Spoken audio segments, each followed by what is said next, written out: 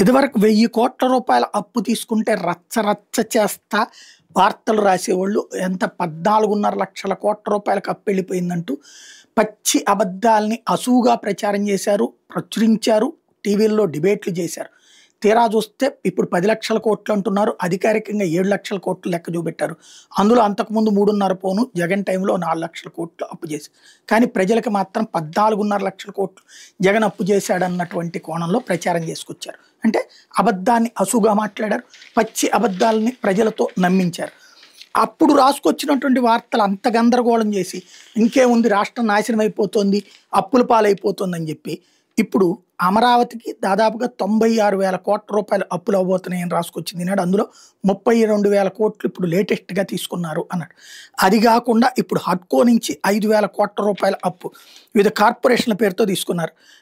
ఇది మార్క్ఫెడ్, పౌర సరఫరాల సంస్థ, APIC, APMDC, AP power finance corporation limited, AP విమానాశ్రయాల అభివృద్ధి corporation, AP Jal Jeevan mission corporation, AP IIC, AP CPDCL, AP SPDCL ఇవన్నీ కలిపితే 55,383 కోట్ల రూపాయలు టోటల్గా ఇప్పటిదాకా అప్పు తీసుకుంది. ఇవి బడ్జెటేతర అప్పులు అంటారు. అంటే డైరెక్ట్గా ప్రభుత్వానికి కాకుండా వివిధ కార్పొరేషన్ల ద్వారా తీసుకుంటున్నటువంటి అప్పులు.